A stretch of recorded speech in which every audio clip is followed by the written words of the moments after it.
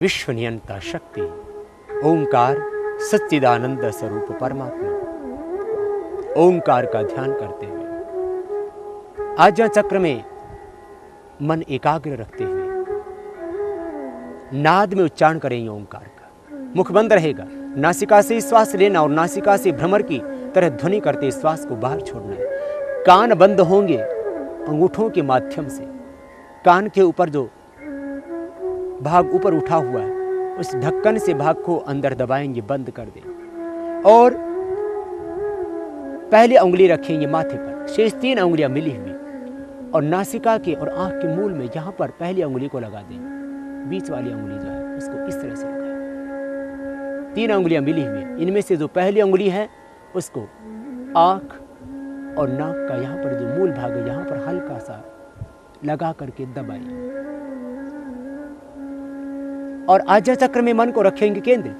तो आज्ञा चक्र में एक आभा, एक ज्योति पुंज, एक प्रकाश पुंज स्वतः आपको दिखाई देगा और उस दिव्य आभा में, उस प्रकाश पुंज में, उस दिव्य आलोक में, उस दिव्य ज्योति में आप समाहित से हो जाएंगे। ओंकार आनंदमय, ज्योतिर्मय, तेजोमय, शांतिमय है। उस भगवान का आनंद, उस भगवान की करुणा, उस भगवान का दिव्य ज्ञान मुझ पर बरस रहा है। चारों ओर से आनंद स्रोत बह रहा है। परम पिता परमेश्वर के अंदर समाहित होकर के करें। ओंकार उस ब्रह्म का सर्वोपरि नाम है।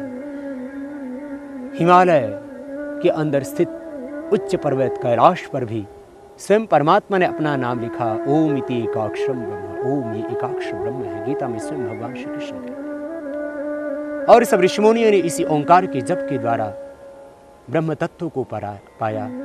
इसी ओंकार के जप के द्वारा उन्होंने मोक्ष को पाया। आइए हम भी ओंकार का नाद करेंगे, भ्रामरी प्राणायाम करेंगे। दोनों हाथ के अंगूठे कानों पर लगाएं, श्वास को पूरा अंदर भरें।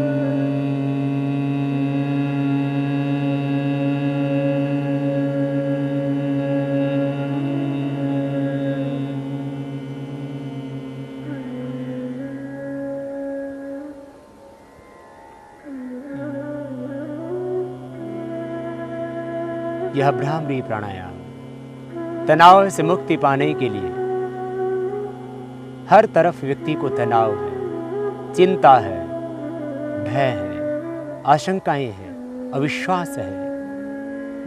तनाव 3 ही कारणों से मुख्य रूप से होता है। व्यक्ति को अपने शरीर की व्याधियों से तनाव हो जाता है, स्वयं के कारण से तनाव, अथवा अपने संबंधियों के कारण से तनाव, या अपने व्यापार से तनाव।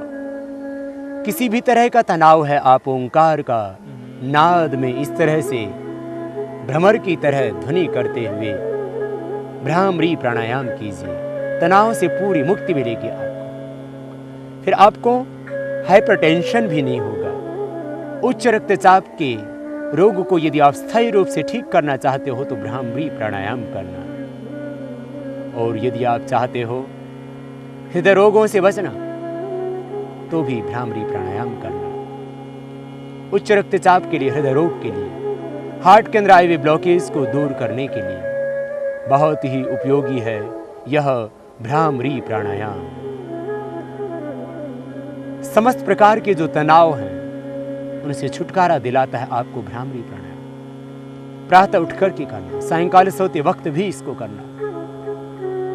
हर एक व्यक्ति के लिए बहुत जरूरी है भ्रामरी प्राणायाम का करना। समस्त प्रकार के तनावों से मुक्ति मिलेगी, हृदय रोग से मुक्ति मिलेगी और जो भी आपके भीतर नेगेटिव एनर्जी है वो इससे पूरी तरह से खत्म हो जाएगी। ओंकार ध्वनि के अंदर जो दिव्य स्पंदन होते हैं उससे आपका मन प्राण आत्मा सब कुछ आह्लादित होगा, दिव्य होगा, दिव्य रूपांतरण होगा आपके तन का, मन का, विचार का, भावों का, चित्त का।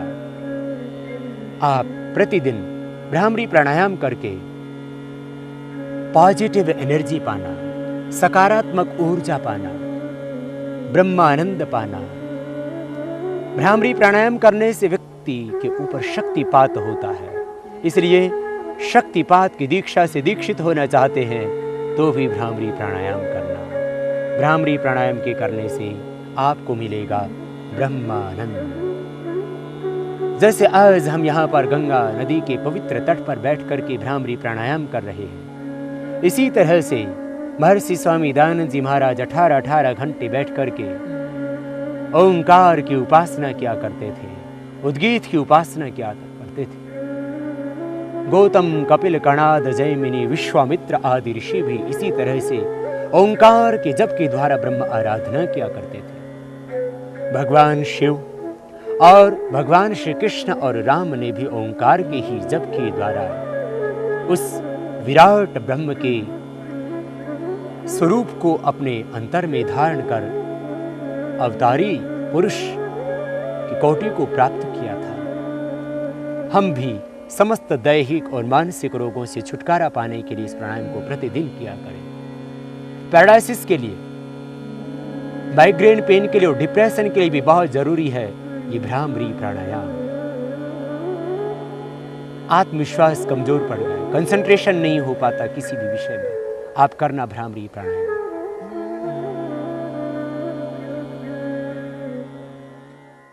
अब हम करेंगे उद्गीत प्राणायाम, ओंकार का उच्चार। आज्ञा चक्र में ही मन की एकाग्रता बनी रहे।